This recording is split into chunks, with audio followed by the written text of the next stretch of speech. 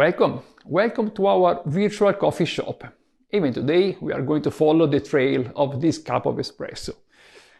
Not the cup of espresso itself, but the coffees, the beans that are composing this cup. We will start so from the plantation, from the people that is living and working in the plantation, and also we will try to understand how they are able to donate to this cup its extraordinary aromas and extraordinary characteristics. In order to do it, we will proceed with another interview, one of the Meet the Coffee Farmer series of interviews. Well, and today we are going to interview Shanwell Nizam. He is a farmer from India. He lives in Coorg, in the south part in Karnataka, in the south region of India. And we will get a lot of information from him from the technical point of view. So, for instance, which are the varietals that he is cultivating, how these varietals are following the market or not, and also some elements related with the life in the plantation. For instance, the elephants that every day are passing by his house because the plantation is located very nearby a national park. Before to start, we want to thank all the companies that are helping us, that are supporting us in this project, Mocafer and Caffè Lab, and then the espresso machines of La San Marco that are allowing us to extract such a beautiful espresso, our school, Espresso Academy, our blogs, Aprire un Bar and Il Caffè Espresso Italiano, and then we can just hope that you are going to enjoy this interview, and if you enjoy it, please continue to follow our project Meet the Coffee Farmer, because we have still a lot of things to say about the Coffee Award. Where your plantation is located? So the plantations are in India. It's a coffee country where I think I'm a 7th generation coffee planter. Okay. And the plantation is actually by my family for last 175 years. Wow, fantastic, fantastic. It is located in the south of India. Which is the state where it is located? Yeah, it's actually the state is Karnataka, and it's around 5 hours drive from Bangalore. Okay. Karnataka is one of the historical places for coffee in India, yes? Yeah, it's actually called the coffee country of India. Okay, fantastic. By the way, you are located in this part of India, but also you are located into a kind of natural paradise. So you are into a kind of national park. Yeah, so our coffee is actually all shade grown, and we see a lot of birds, animals, which actually we see in the plantations, like animals like elephants. We see civet cats, the Indian gaur, then the Malabar's flying squirrel, and a native of more than 300 different type of birds. By the way, right now, what I can see in your background is your plantation, actually. Okay, so you are just located in the roof, on the terrace of your house, maybe. Okay. Yeah. Oh wow. We can just imagine what kind of marvelous things are just hidden in that place. Okay, by the way, sometimes when we speak about coffee, some elements as the altitude are considered to be very important. How high is your plantation? So we are around 3,800 feet above sea level. Okay. We grow Arabica and Robusta as well. Okay. And along with that, we grow some spices like cardamom, pepper, vanilla. Then we grow some fruits like avocado, oranges, all mixed interplanted with coffee. Okay, so coffee grows among other plants at the end. It's the classic system. It seems to be fantastic. Which kind of varietals of Arabica are you supplying? Are you providing? So we have some like Indian selections like Sachimor. Okay. Selection 795. Okay. We have selection 9. Mm-hmm. Then we've got some imported varieties we just planted maybe last 1 year. Okay. Waiting for the results to come out. We got some Geisha from Colombia. From Ethiopia, from Laos. So we have also experimented with different coffees as well. Okay, fantastic. How your experiments come from? So, I mean, how much science there are behind this kind of choices of decisions? When do you think, we can put some new coffees in, some new varietals? It starts because of some requests from the market, for instance, or because, I don't know, the weather conditions are changing, and so you think you need something different? No, it's more of, to have a different type of coffees, and I love to experiment with different coffees. Okay. So as we do from the cup from the bean to the roast, everything is done in-house. Okay. So like we serve from the bean to the cup, everything is ours. So I do a lot of experiments with different coffees from different parts of the world as well. So we thought, let's integrate. Yeah. So curiosity seems to be a very important part of your job, is what you really like. I mean, but then also, you know that the market of coffee is changing, so the specialty coffees are getting more and more important. In the plantation, I think you are getting some of these feedbacks from the market. So you understand that some kinds of coffee, some varietals are getting more importance. They are sold for more money, for instance. So it happens sometimes that you decide to change some varietal or plantation because you see that the market is leading in a different way. It happens, for instance, when you decide to grow geisha, that is a very fashion varietal. It is because you saw that the market is asking for these coffees? Yes. So one way is we, depending on the clients, what they want. Some people like a lot of fruity in their coffees. Okay. Some chocolate notes or something else, you know. So depending on that, we want to earmark the estate in different blocks where we can actually customize to the clients. Okay. Yeah. From where your clients come from mainly? See, right now from the plantation, we are actually selling our coffees to Nespresso based in Switzerland. Okay. So most of us goes to them. Plus, we also started our own coffee shops called Big Cup, where right now we have 5 coffee shops in India as well. Okay, fantastic. And there's a company called Moak, M-O-A-K, based in Italy. So some of the coffees we had sold them to them earlier as well. Okay, very good. So you are covering the different aspects of the market. Having your coffee shops, you can also have you can touch in some way, you know, the market. How the coffee market in India is changing from the point of view of the consumers? Yeah, last 4 years I've been seeing, once I got into this segment of the cafe, I see a lot of this, at least maybe I'm seeing more than 100% jump in the last 100 years, last 4 years itself. And earlier, India is known for to drink coffee with milk, but now we have been seeing that a lot of people started liking black coffees and they understand the coffee better now. Okay. And we do a lot of honey process, you know, some different fermentations methods what we use to make some special coffees as well.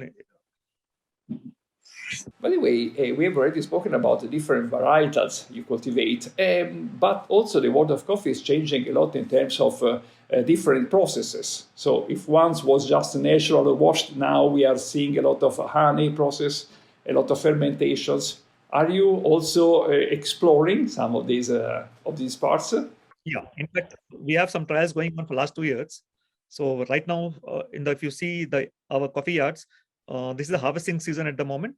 So we are doing some red honey and some black honey as well, along with yellow honey as well. Okay.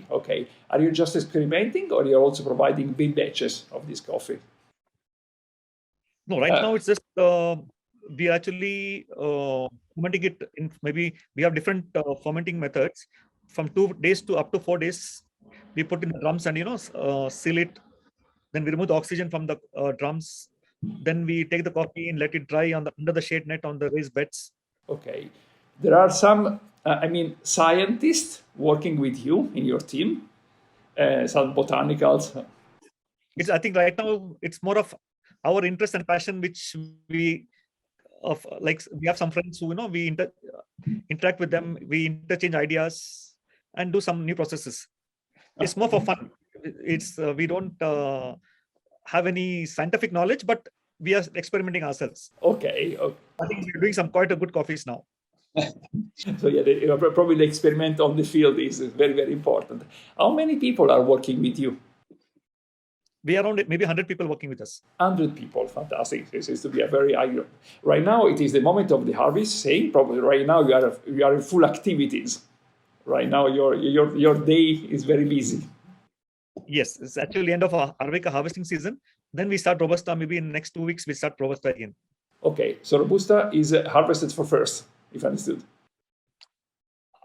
First Arabica, then we harvest Robusta. Sorry. Okay, I missed some part of your discussion. Well, first Arabica because it dries earlier, and then yes, Arabica. I mean, there are some secrets that you use when you are just harvesting the coffee. So I don't know, some coffee is better to be harvested in some moments of the day, or how your harvesters can detect when the coffee is perfectly ripe. Can you tell something? So what we do is, sorry. So actually, ours is a shade-grown, fully shade-grown coffee. So we grow coffee under the shade, and we give them a color, which they have to see the color and harvest. So we take, you can say 100% ripe. We don't take overripe or underripe as well. So it's all selective pickings, and we give a lot of importance to the what is harvested. And by chance, if there is even a 1% of chances of some greens or comes, we aggregate, segregate, then we do our processes. Okay. And it's all handpicked one by one. Okay. And then, but there are, for instance, sometimes we say that we prefer not to harvest all the grapes in Italy when it is too hot during the day or during the season. There are something alike in coffee.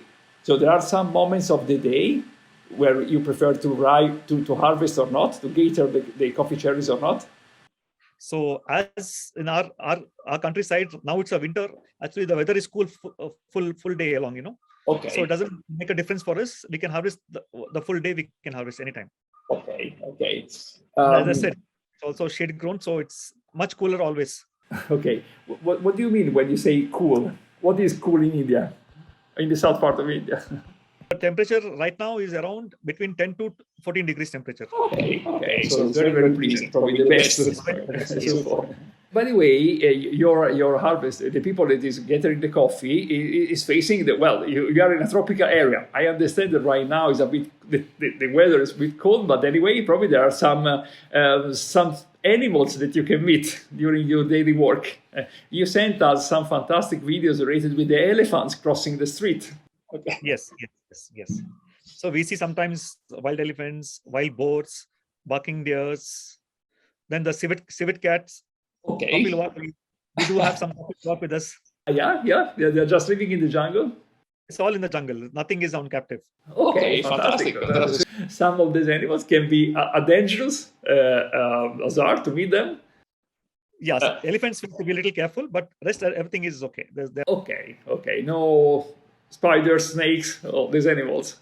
That's all very common here. So, and it's mostly non-poisonous snakes what we find. Okay. So people are used to it, and I think they've been here for generations, so they know how to deal with that. Okay. So you're not scared about them. Probably for us Europeans, we will be very scared, but not for you. Okay, you are very, very used. I think that to live in a place like is a choice of life. So do you like to stay in the middle of the countryside, in the middle of the jungle, basically? Yeah. See, I was born and brought up in the city itself, but 21 years back, I moved back to the plantation. Enjoying here. It's very, very peaceful. A lot of clean air, oxygen, no pollution at all, and we are with nature. By the way, many farmers are discussing about the climate changing. Is this affecting also your area? Yes, we are seeing untimely rains nowadays because of global warming. We are seeing some untimely rains, which is actually hampering our work as well. Okay, so are you changing your approach to coffee because of these changements? We are changing a little bit, but the nature is playing a big role where, for example, we had harvesting was going on last month, and we had a lot of rain, so more than 15-20% coffee was on the ground. Okay. So this is the challenge. It is not, we can't do much about it. Yeah. Okay. By the way, you cannot move, like, for instance, Eiger or something like that. You can't do it. You can't move your plantations Eigers as some farmers are doing. Do you think that these elements can be brought to the final clients? I mean, is it possible? Do you think it's important for you to, for instance, to bring the consumers, the people that loves coffee into the plantation, seeing how the coffee is made? Are you doing something like that, for instance, in India? Yes. We do have some of our buyers who comes to us. They stay with us in the plantation for a couple of days, 2-3 days. And also, our area is actually a very tourist.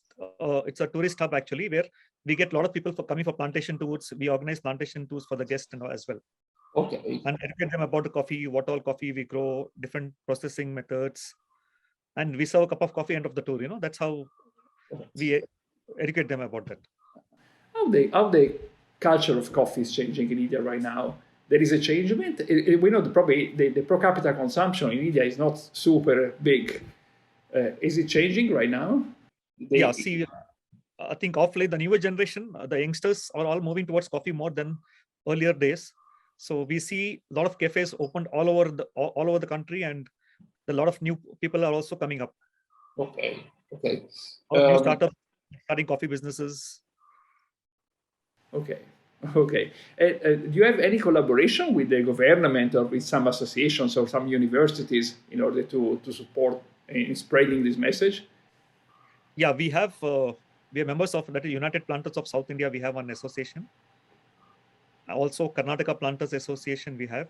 Then we have Kur Planters Association. Like that, we have 3-4 different associations where we discuss, we plan, and we need help. We get it from them. It seems to be, you are very active in these markets. You are living not just in the plantation, but also throughout the society, spreading this word.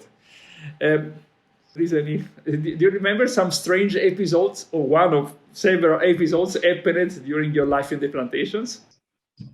Oh, we had some heavy rain sometime back where we saw, it rained for nearly maybe 15-20 days on a stretch. And we had some landslides in different parts of the estate as well. Okay. Less towards our estate, but more towards some other pockets in Coorg itself. We saw a lot of landslides where the coffee was, everything was on standstill. And also the biggest change what we see is the pandemic. Okay. You also face this part. Well, by the way, you are staying in an area where probably it's not very contagious. You are quite alone. Yeah, you're very isolated, probably. Yes, in the cities it was much worse. Okay. By the way, you leave your houses in the middle of the plantation. Yeah, so we stay inside the plantation itself. We have a bungalow which is in the house in the plantation itself. Okay. So we have even around 100 people also staying with us inside the plantation itself. So all staying in house. Okay, so I can just imagine the dawn when you wake up. The landscape must be fantastic. Yes, it does. Fantastic. So, well, we want to thank you for this call. And we hope to taste your coffees through Mocha for a Cafe Lab and all our methods, and to continue the collaboration with our school. I would personally like to thank you, Helena, Simon, who were my actually tutors when I did my course in Espresso Academy 5-6 years back. So that was my starting point, where I think I've moved to a different level now. Thank you very much. We appreciate it a lot. So you guys are very close to me always. And we really hope to organize some course in your plantation. You are providing a course with us, just letting us work in the plantation, actually. Always welcome. Thank you very much. Okay, we hope the best for you. Thank you. And same likewise. Bye-bye.